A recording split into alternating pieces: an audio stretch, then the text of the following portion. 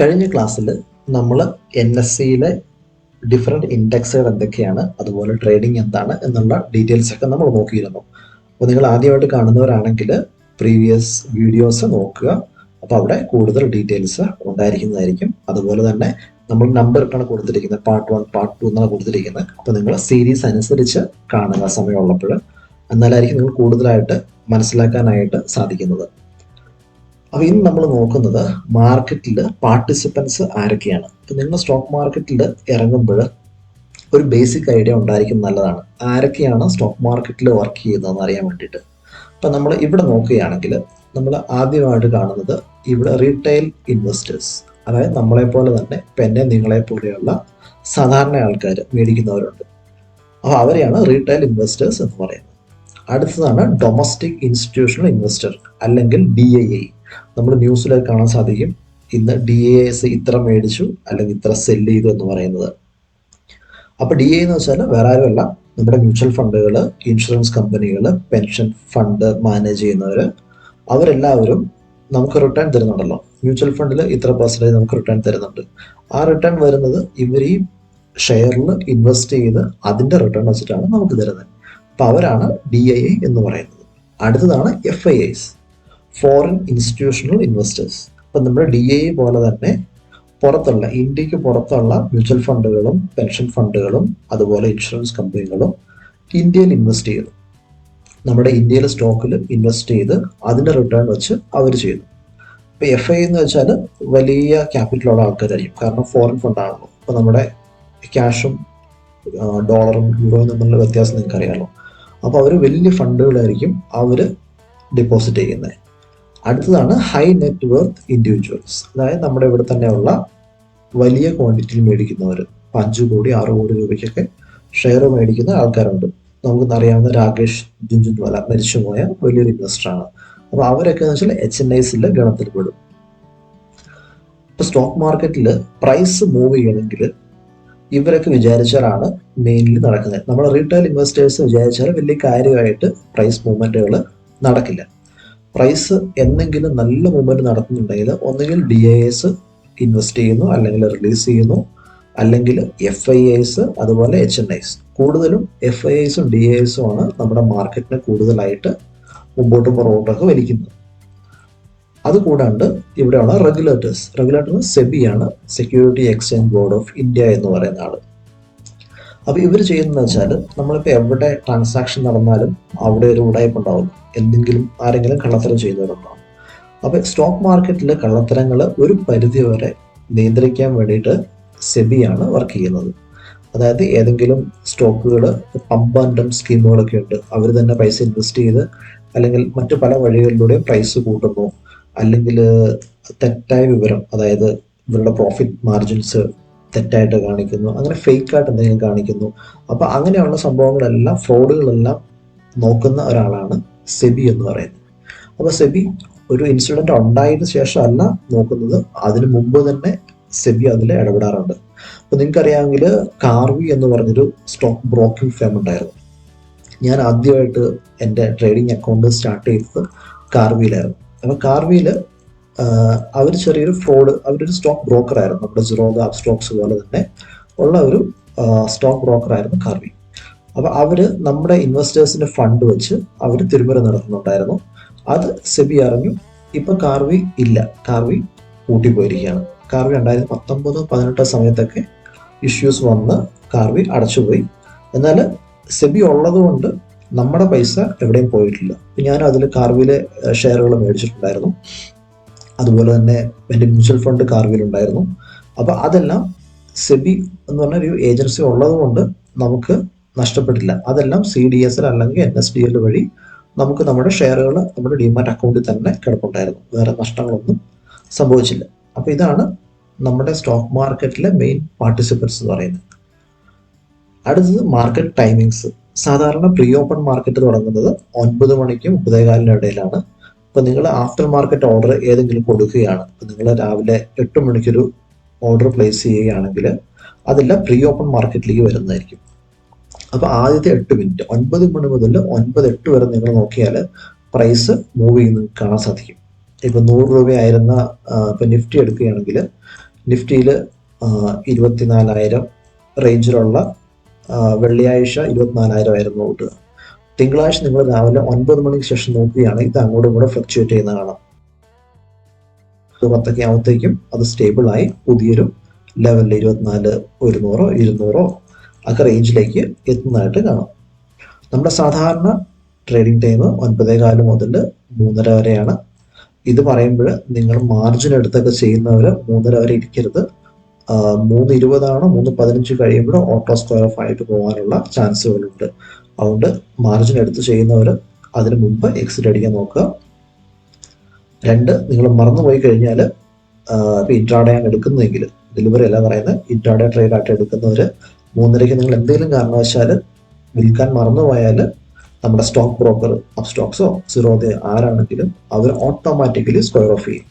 പക്ഷെ അതിന് അവരൊരു ഫൈൻ ഈടാക്കും. 50 രൂപ അല്ലെങ്കിൽ 25 രൂപയാണെന്ന് എൻ്റെ ഓർമ്മ. ഓരോ ബ്രോക്കർക്കും വ്യത്യാസമുണ്ട്. അപ്പോൾ അവർ ഫൈൻ ഈടാക്കിയതിന് ശേഷമേ അവർ ക്ലോസ് ചെയ്തുള്ളൂ. നമ്മൾ അടുത്തതായിട്ട് നോക്കുന്നതാണ് സ്റ്റോക്ക് മാർക്കറ്റിൽ ഓവറോൾ എന്താണ് നടക്കുന്നതൊരു ഐഡിയ ഞാൻ പറഞ്ഞുതരാം. അപ്പോൾ നിങ്ങൾ സ്റ്റോക്ക് മേടിക്കുന്നു, നിങ്ങളുടെ കയ്യിൽ വരുന്നു, അതിന് പുറകിൽ എന്തൊക്കെ കാര്യങ്ങൾ നടക്കുന്നുണ്ട് എന്നാണ് അറിയേണ്ടത്.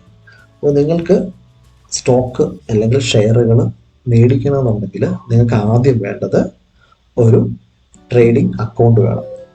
ഈ ട്രേഡിംഗ് അക്കൗണ്ട് നിങ്ങൾക്ക് ഒരിക്കലും NSEയിലോ BSEയിലോ ഡയറക്റ്റ് പോയിട്ട് മേടിക്കാനായിട്ട് പറ്റില്ല.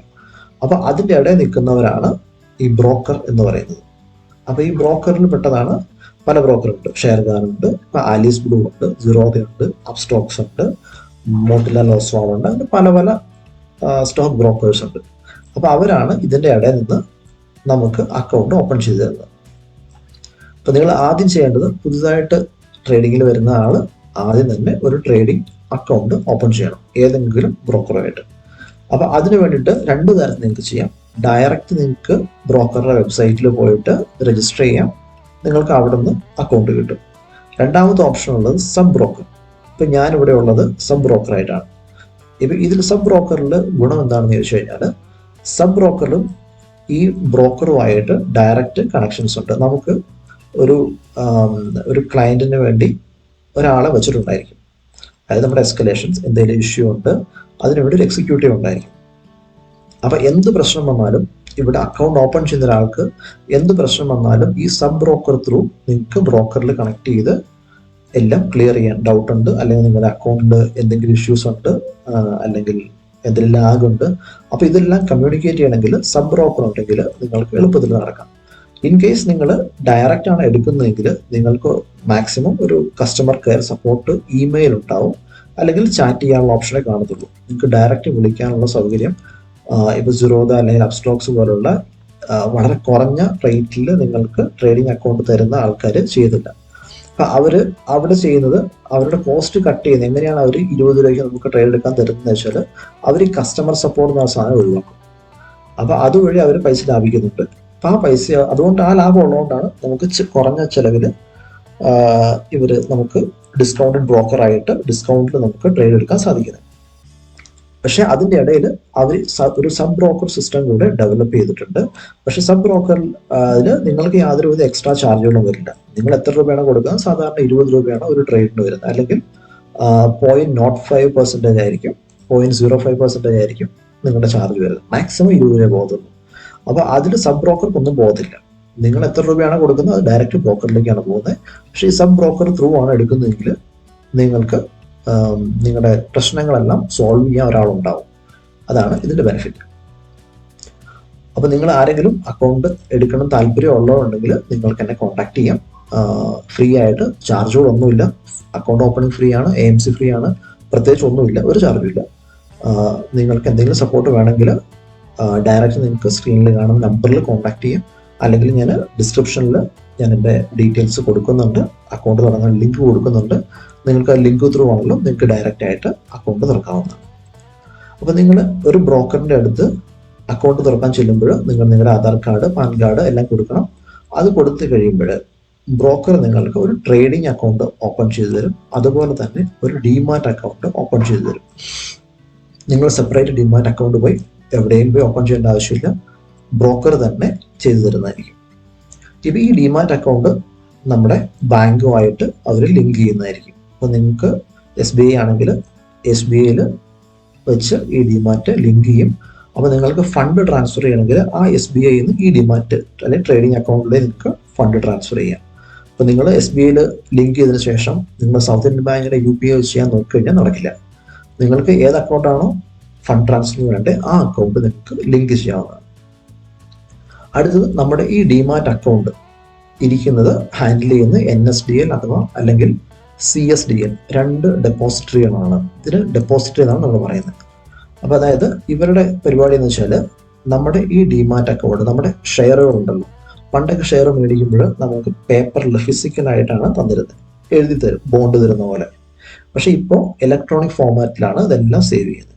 അപ്പോൾ ഈ നമ്മുടെ ഷെയറുകൾ ഇലക്ട്രോണിക്കലി സേവ് ചെയ്യുന്ന അല്ലെങ്കിൽ സ്റ്റോർ ചെയ്യുന്ന ആൾക്കാരാണ് NSDLും CSDLും. ഇത് രണ്ടും നമ്മുടെ ഗവൺമെന്റുമായിട്ട് രജിസ്റ്റർ ചെയ്ത ആൾക്കാരാണ്.